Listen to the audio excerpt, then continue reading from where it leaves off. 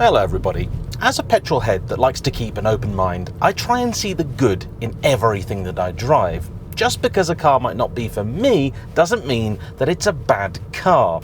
And the nature of YouTube means that people will have their own opinion of my opinion, and there are those out there that think I say good things about every car that I drive. There are also those out there that think I hate almost every car that I drive, unless it's a Ferrari or a Porsche.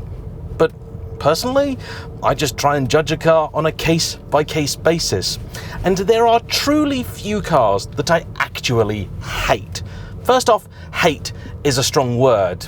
And those that people tend to think I hate, actually it's more the case that I'm just confused by them. The Abarth 595, for example. It's not an inherently bad car, but I think it's too much money for what it is, and I just don't understand why people are quite so fascinated with them as they are.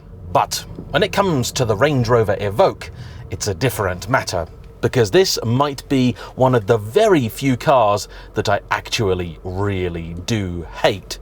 Truth is though, I haven't driven one in about 10 years, and I've never featured one on the channel. So today, time to revisit this least loved of Land Rovers and find out whether I've been needlessly harsh.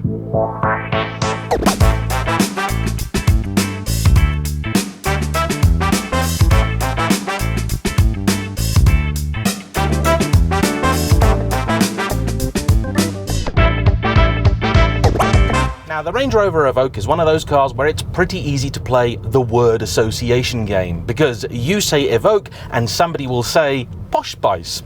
Allegedly, at some point in time, Victoria Beckham had input with the design of this car, and so as soon as it launched, it was viewed by many as the girly Range Rover. Personally, I'm not really sure that it's a bad thing trying to market cars to women.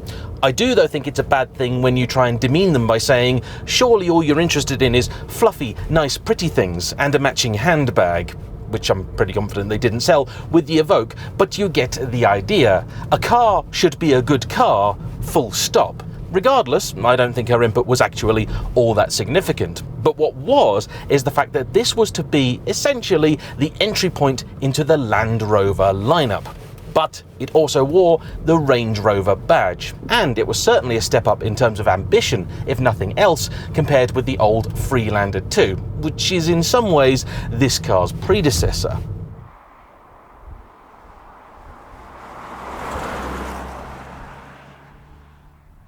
It is a notably smaller car than that, being around 4.4 metres long and 1.9 metres wide, which are coincidentally both 4 inches, or around 100 millimetres, longer and wider than a Golf of the day. And one of the many reasons that I always took a disliking to the Evoque is this is maybe a prime example of the category of car that I call should have bought a Golf. And the simple truth is, I don't really see there was any area in which a Golf would have been measurably inferior to the Range Rover Evoque. In terms of interior space, I'm pretty sure it's going to be just about the same. In terms of economy, again, likely matching or beating it on account of its smaller size. And when it comes to driving dynamics, well, the Golf is already at an advantage. It's a hatchback, this is a crossover. In its defense, to earn that Range Rover badge, the Evoque did have to prove itself off-road, and allegedly it's actually moderately decent if you want to do some of that sort of stuff.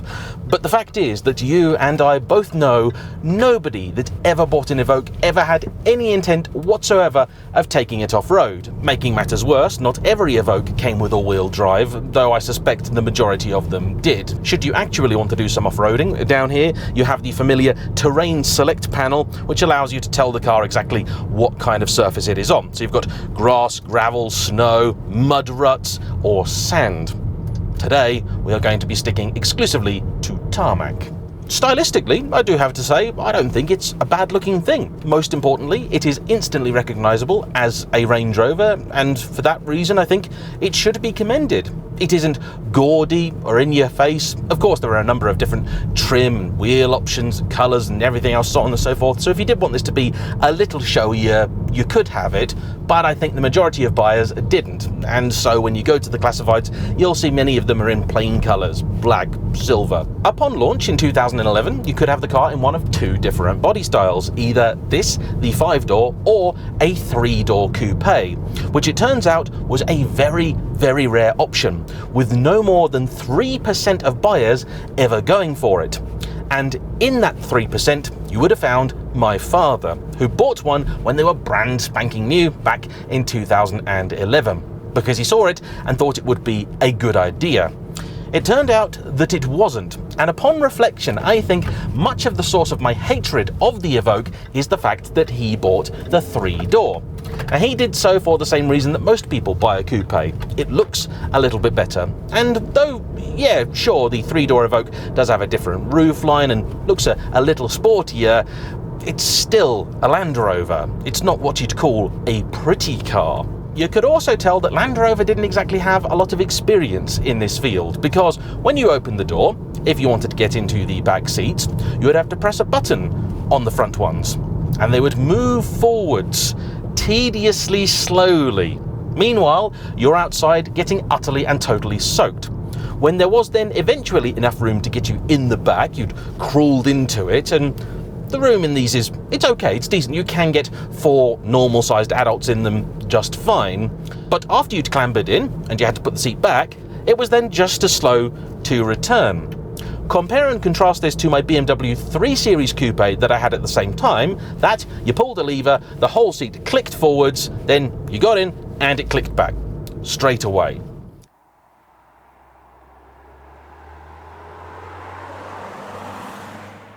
And before the Evoque, Dad had bought a Defender, but kept it only for about 6 weeks because he wound up hating it. That, by contrast, was a long wheelbase 5-door commercial, very, very different thing to the Evoque, but also utterly and totally terrible to drive around town, which is part of the reason that he got rid of it. I was doing a film shoot which involved being in a forest for about 3 or 4 days, and so I'd said to him, can I borrow the Defender? When the Defender went, I thought, okay, not ideal, but he's got a Range Rover after all instead, can I borrow that? He said, yeah, sure, no problem. So I turned up, opened the boot of it, only to realise that it wasn't as big as that in my 3 Series, and I couldn't have fit all of my kit in it. So I had to say to him, yeah, cheers Dad, thank you, but no thank you. He then wound up keeping that car for quite some time, and he did enjoy it, but for me, I was just always confused, because in my mind a Range Rover should be large, luxurious and practical, which means not just in terms of storage but also capability.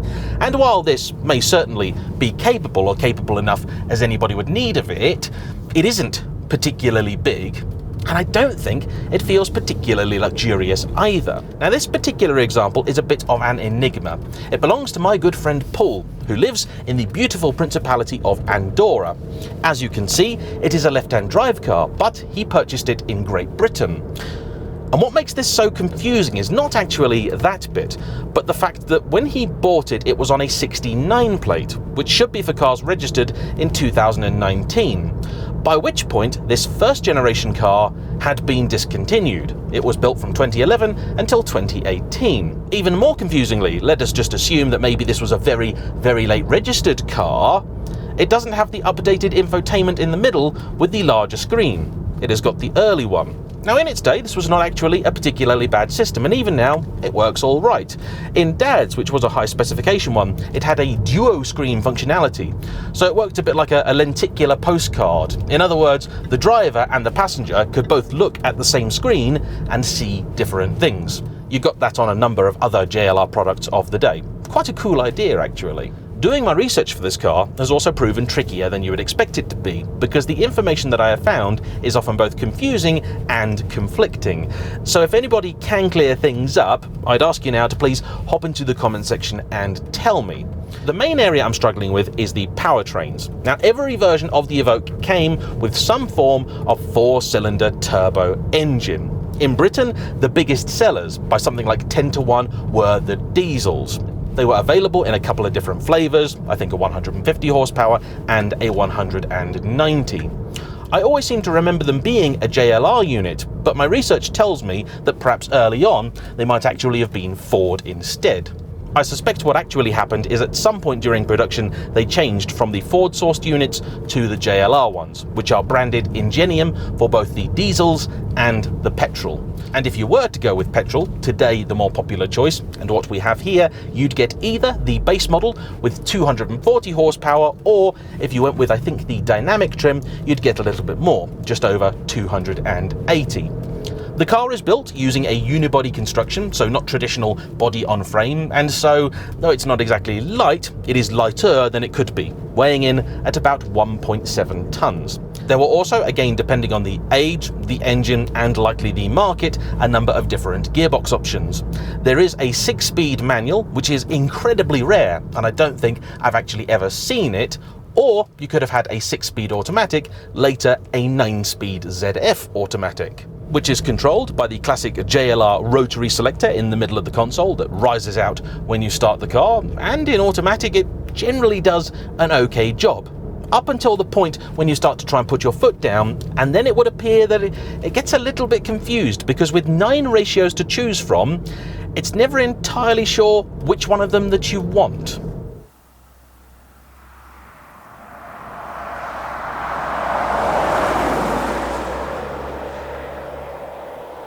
When I first arrived at Paul's, he offered me his Range Rover for a review, and as soon as I saw that it was an Evoque, I said, thanks, but no thanks, because I really hate the Evoque. I do not like this car at all, and I don't really want to insult you by insulting your car. However, I then borrowed it to hop into town, and I started to think, you know, there's a lot to be said for this car. First off, because it is on the smaller side of things, particularly here in Andorra, where space is at a premium, it's not actually too bad to park. Today, my filming kit has also shrunk dramatically compared with that I used to use, and this boot is actually just about perfectly sized to house it, and maybe a couple of other bags too.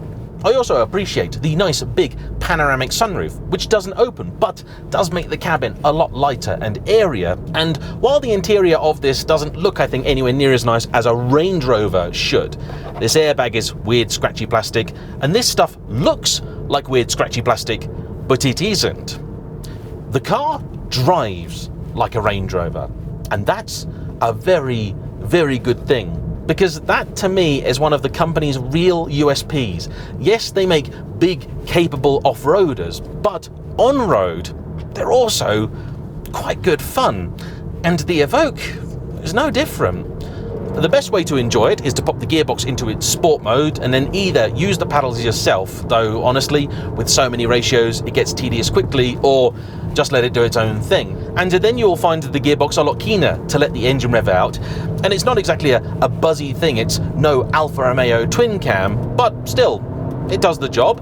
At 4,000 RPM, seems to pull a little harder, and the red line is somewhere between sort of 6.5 and 7.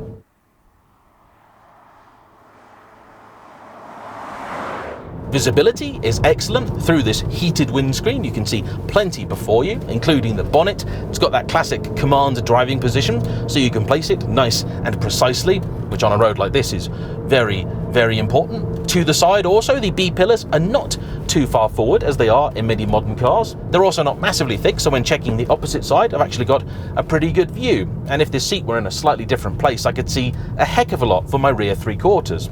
It's actually fairly well thought through. My only real gripe is the fact that the panoramic roof ends behind me, so I don't really get the benefit of it.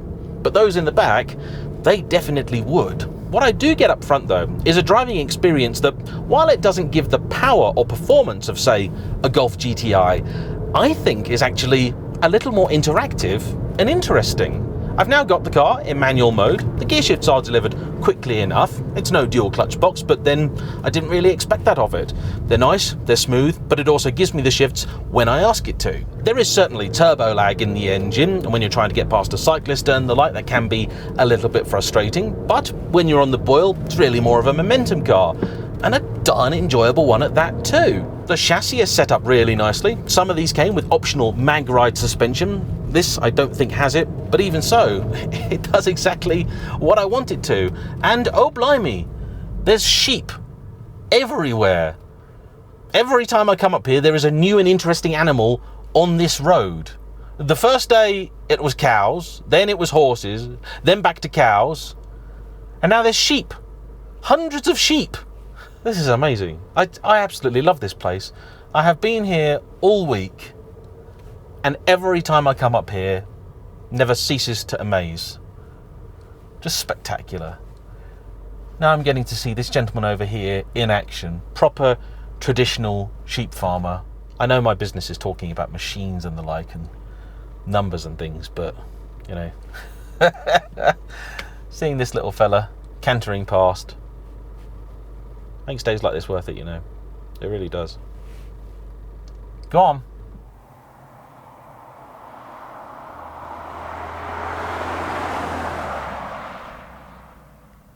And so, though for me the Evoque is still not the right car, I definitely no longer hate it. Buying a diesel 3-door, daft idea. It's a silly, silly car. If you want a coupe, just buy a proper coupe. But if you want something that is a little practical, not massively large, this isn't a bad shout. And there's more good news.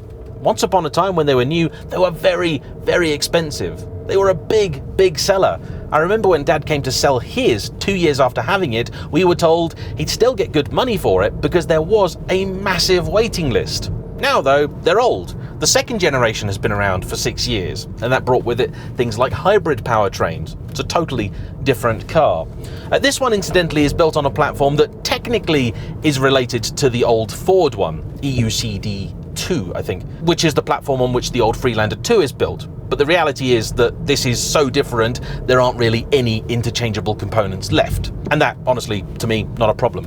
But what is important to know is that now you can pick up a Range Rover Evoque starting, are you ready for this? At just £4,000. And if you want a nice higher specified petrol one, which I think you do, you can get one for £9,000. And for £9,000, this is a lot of car. A heck of a lot. Maybe Posh Spice was onto something after all. And today, I am very, very happy to be driving this car with a smile on my face. And it's earned it. It really has. Just, do yourself a favour. Please don't buy a diesel one. JLR diesel engines, they got problems. The petrol though, decent, and it's attached to a car that is otherwise fundamentally pretty good. So, all that remains to be said is a big thank you to Paul for lending this to me, and as ever, to you for watching. Don't forget to hit the like button, comment down below, subscribe if you haven't already, and I'll see you for the next one. Bye bye.